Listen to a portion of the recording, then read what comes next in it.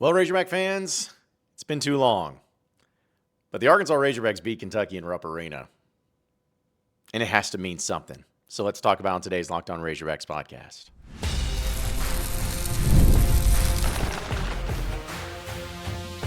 You are Locked On Razorbacks, your daily podcast on the Arkansas Razorbacks. Part of the Locked On Podcast Network, your team every day.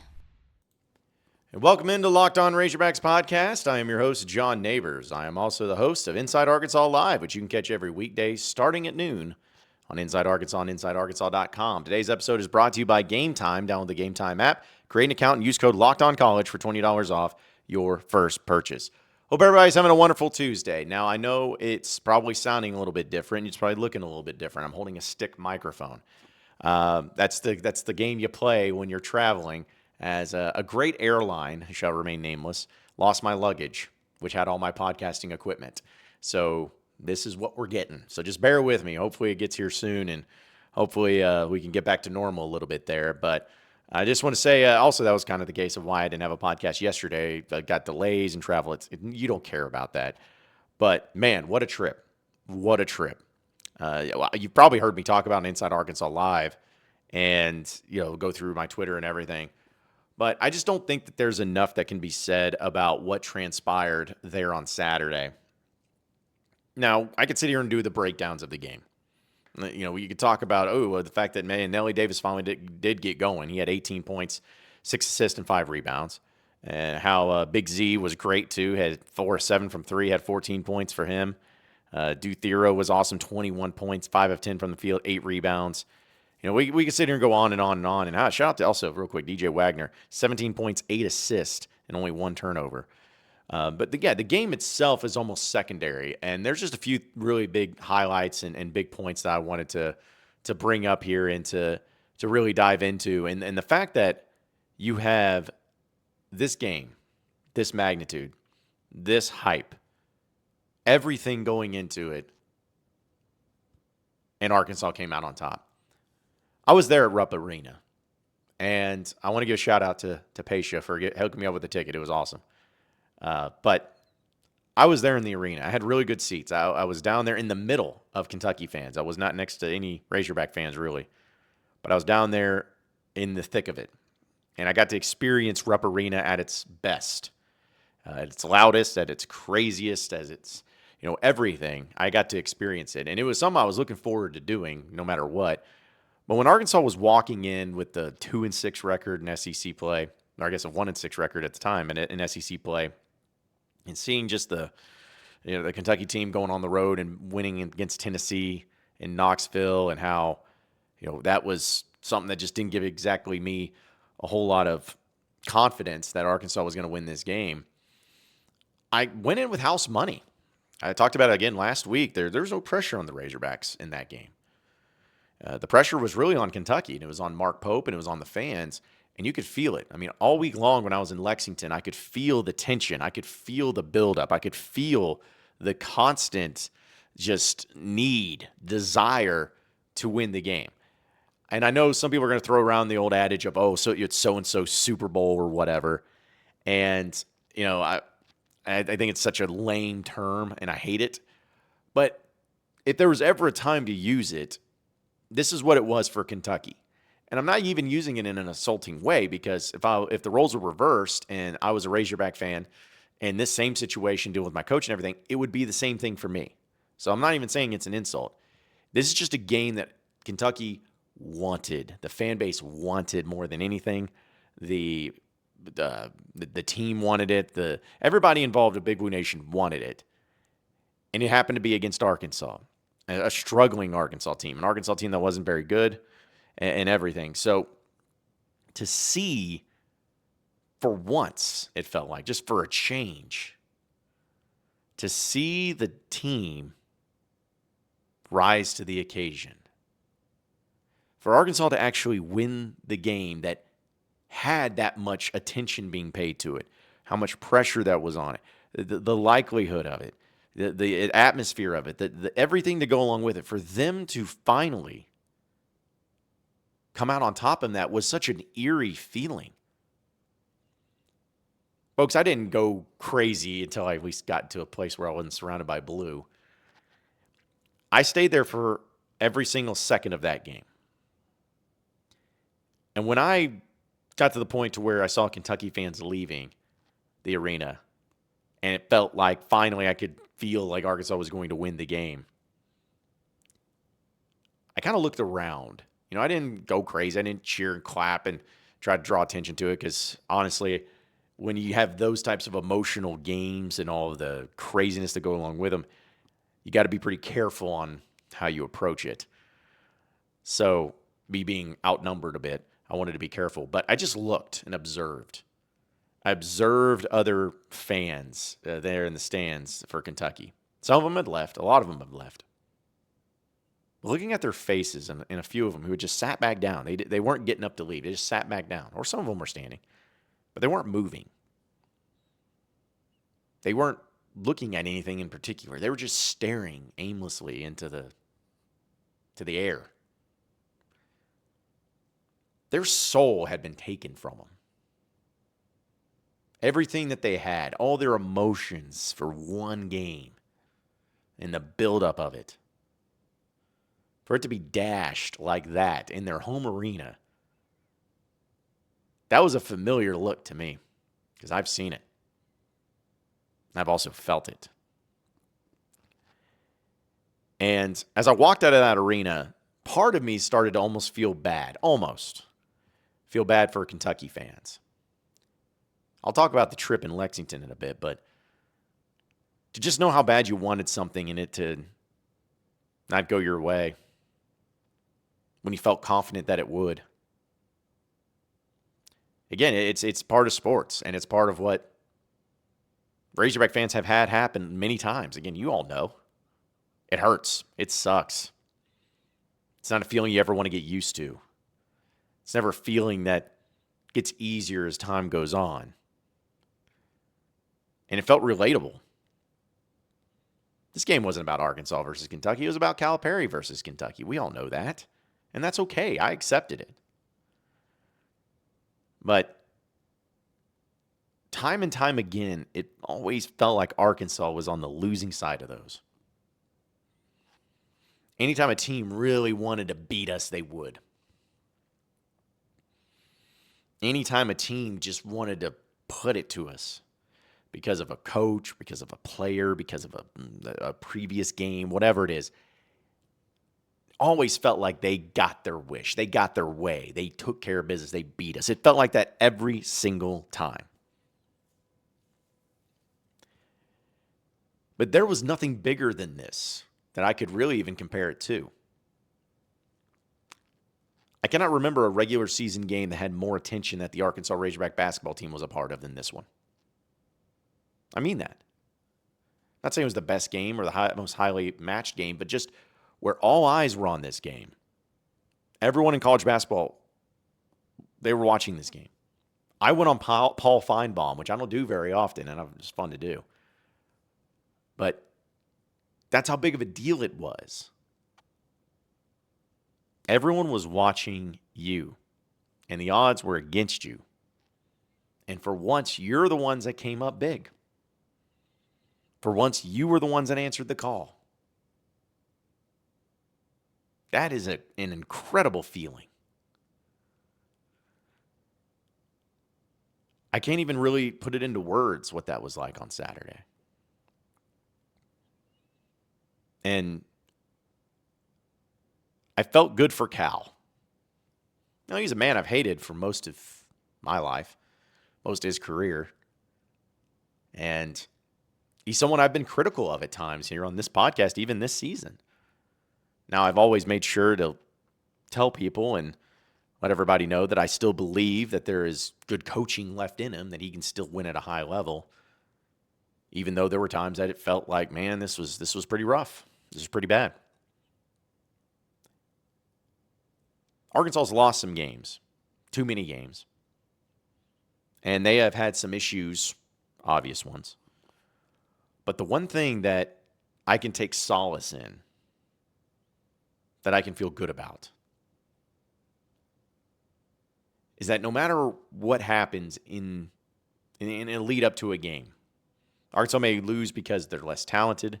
They may lose because they don't have the depth, or maybe they don't have the players out there. They may lose because it's a bad shooting night. They may lose because of poor execution. They could lose because of bad coaching, bad X's and O's, however you want to put it. But the one thing that I'm never going to have to worry about with a John Calipari team at Arkansas or anywhere else is a team that's going to lose because the lights were too bright. That when all the pressure was on them in their own eyes, when everyone's watching, everyone's paying attention to you, everyone is anticipating and getting pumped up and excited to watch you versus someone else or whatever it is, that moment is not going to be too big for you. Arkansas really only has 2 marquee wins this season. One of them happened on Saturday against Kentucky, and the other one's against Michigan up in Madison Square Garden. I remember talking about that game and reacting to the excitement and everything that went along with it. Those were big moment games. Everybody was watching. Everybody was paying attention. It's pretty incredible to me that that continues to be a theme, where in those games and in those matchups, Arkansas has come through. Now, you got a lot of work to do. And it's exciting that it's been rejuvenated a little bit, re-energized. You should be excited, Razorback fans, or at least cautiously optimistic that maybe, just maybe, this can lead to something. But for now, celebrate it. Give kudos to Coach Calipari. Give kudos to this team. They walked into a lion's den, and they walked out still whole. They walked out still feeling great. They walked out winners. And almost any other team in that same circumstance, in that same situation, probably wouldn't be able to do so. We're going to talk about what this could mean the rest of the way. And for Arkansas, can they turn it around? We'll do that in here in a second. So stay with us here on the Locked On Razorbacks podcast. All right, all you Razorback fans, I got to tell you about the Gametime app. If you're looking for your tickets for your next big event, well, whether it's a concert or a comedy show or a sports game or finding the right ticket at the right price, it can really be a headache for you. But with Gametime Picks, it's never been easier. Let me tell you how it works. With Gametime Picks, the app does all the hard work for you, and it curates the best deals so you don't have to waste much time in searching through endless ticket listings. I've been using the Gametime Picks for a while now, and here's why I love it. The curated deals make it super simple to find great tickets at a great price. No more sifting through thousands of different options. I recently even grabbed a super deal for my prime seat. I couldn't believe the value. It was a steal. And I know that I had some friends of mine that got their Arkansas-Kentucky basketball tickets from the Gametime app. The seat view feature is such a game changer, and even before you hit the buy button, you can see exactly where your seat's going to be in the venue. So it's going to be extremely reassuring. And the best part, you're covered with Gametime's lowest price guaranteed. So if you find a better deal elsewhere, they'll refund 110% of the difference. Plus, your tickets are guaranteed to be delivered on time with any cancellation options if something comes up. Ready to make your next event even better? Download the Gametime app, create an account, and use code LOCKEDONCollege for $20 off your first purchase. Terms apply. Again, that's code LOCKEDONCollege for $20 off. Download Gametime today. Last-minute tickets, lowest price, guaranteed. All right, so moving on into the next segment here on the Locked On Razorbacks podcast. So this game, is it going to do anything for you? Is it going to change the outlook of the season? Well, it doesn't hurt it. Arkansas did get a win, and they're now 2-6 in conference play. Their net ranking has jumped up quite a bit. And so, it's you're flirting with it. You're like a bubble of the bubble team. I think Joe Lunardi even have you as the next 4 out teams. You got the last 4 out and then the next 4 out. You're part of the next 4 at the very bottom of it. So I want everyone to understand and be made clear that this is not me coming on here and talking about how Arkansas is going to make the NCAA tournament. I am still not predicting it. I'm still not going to bank on it. I'm not even going to put money on it. But there is a chance you are in a position to where you possibly can if you do what you did Saturday a few more times. You got Texas coming up. That's going to be happening tomorrow night down there in Texas, in Austin. Texas is a decent team. I wouldn't say they're unbeatable, but they're 4-5 in conference play. They coming off of a win where they blew out LSU. They've lost to Ole Miss. They lost to Florida. They've lost to Tennessee. They lost to Auburn. They lost to A&M. Those are their losses in the SEC, all to high-quality ranked opponents. But their wins did not come easy either. They beat Oklahoma by 4. They beat Missouri by somehow, I guess that is their best win. Missouri, for sure, they beat them by 8 in a low-scoring affair. And then A&M then we beat by 1. LSU they blew out. So, again, I'm not saying they're a bad team, but they are a team that can be beat. It's going to come down to that game in particular, or at least this week. You got Bama coming up on Saturday in Fayetteville. Both those are difficult games. Texas is a lot more difficult, but both are Q1 opportunities. If you're able to find a way to win one of these games this week, just one, that'll put you at 3-7 in conference play after 10 games with 8 games left. I felt like the bare minimum that you had to do was to get to 7 wins, 7-11. And with 10 games left where it's at right now, you got to win 5. You got to win half of those to get to that point. And so going 1-1 on average the rest of the way each and every week will put you in that position. But the point is, everyone wants to look at this and say, hey, this is going to be good. Hey, this is going to work out. Hey, I can't wait to see how it plays out. Hey, all of this stuff. And that's fine. But just remember, you still have a lot of work to do. And also, I'm not going to bank on Arkansas, a team that has struggled so much offensively this year, that they're going to be able to replicate what they did against Kentucky time and time again. I mean, Arkansas shot 55% from the field, 52% from three-point line. They hit 13 threes. They went 13 of 25 from the free throw line. Only 8 turnovers, okay? They had 30 rebounds compared to 33 with Kentucky. All right, they hit their free throws, 12 of 16. I'm just, again, I'm hopeful. I would love to see that. I would love to see that performance each and every night, but it's just not possible. I mean, there's no way you're going to do that. But if you can more, I mean, you're not going to lose many games, if any games, if you play like that again. So it's a matter of what you do to build off of it. Do you have the confidence now? Do you have the ability? Did Nelly Davis figure it out? Did he get that confidence and now feel good to go? Is Big Z gaining that confidence back where he's hitting threes left and right and he's going to be able to feel that presence in there? Is everyone figuring out their role in all of this? With Boogie Flam being out, is DJ Wagner finally figuring out how to be the point guard and how to be the point man to be able to lead this offense? Are all those things getting figured out? Well, it's hard to tell after one game. But you're definitely in the better position. And you're definitely alive once again. It's just a matter of what are you going to do with it. Because if they follow it up with a game against Texas where they completely, totally crap the bed, then I'm done with and I'm moving on. I'm like, all right, that was just a one-time deal. It certainly seemed like. But if they play, even if they lose, but they play well against Texas, it'll give me some confidence that maybe they can pull it off against Bama. But if they beat Texas, I'm going to be that guy. I'm going to be the one that's being over the top and obnoxious and over dramatic about it all. I'm just saying. To me, it's going to end up happening. But we got to get there first. We'll talk about the recapping of my Lexington trip and just a few things that really pointed out to me. So stay with us here on the Locked On Razorbacks podcast.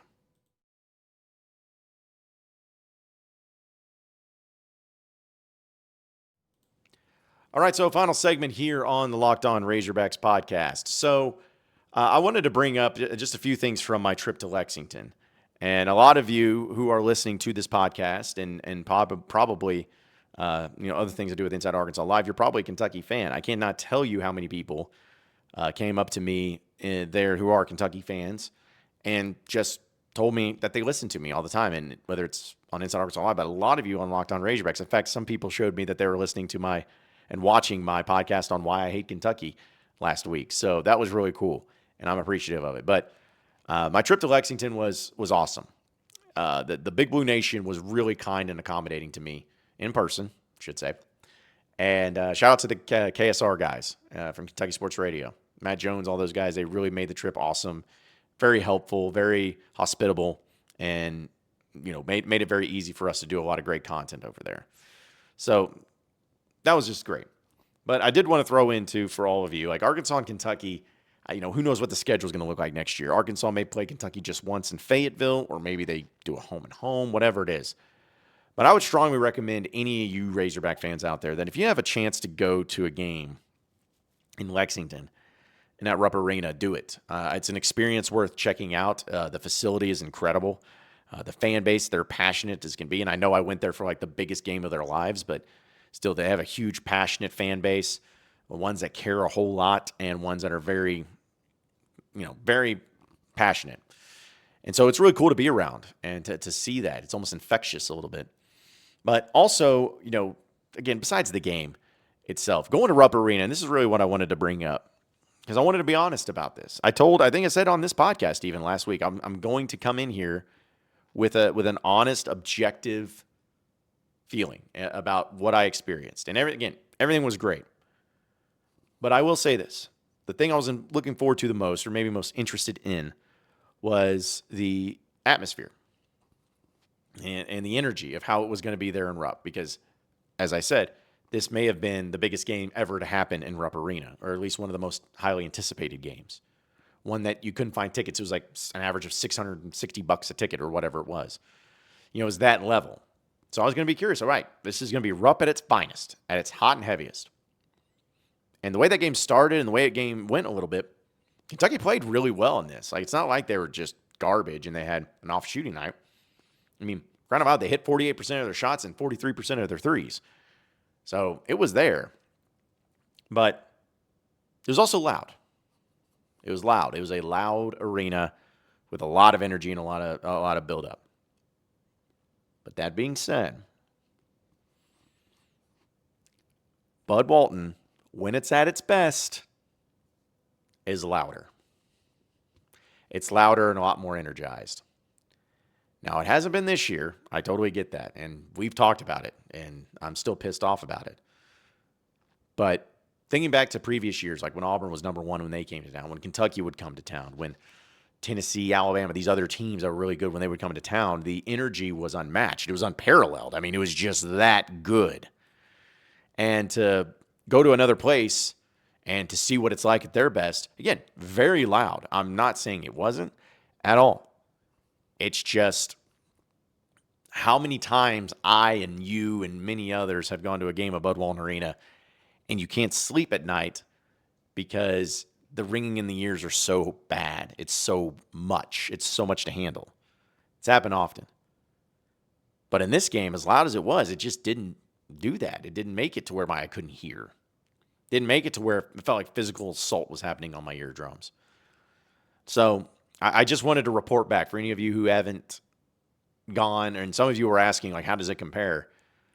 That's how it compares. Again, I'm not insulting Kentucky because some Kentucky fans are going to take this the wrong way. I'm not insulting it. I'm not saying it's bad. I'm just saying that if you give me Bud Walton at its best and Rupp at its best, Bud Walton wins. And that's fine. That's okay. Kentucky has a lot. I mean, the facility is much better than Bud Walton. For sure. I mean, it can fit more people than Bud Walton, for sure. Not hating. Just an observation is all it is. But I would highly recommend anybody who have a chance to go to Kentucky, to go to Lexington. Awesome town, awesome people. Definitely do it next time. And who knows, maybe Arkansas will walk out of there with a win once again. Guess we'll wait and see. But appreciate each and every one of you listening in and watching into the Locked On Razorbacks podcast. Be sure to like and subscribe to the podcast on iTunes or on Google Play. You can also get after me on Twitter at John Nabors Show for any questions, comments, concerns that you may have.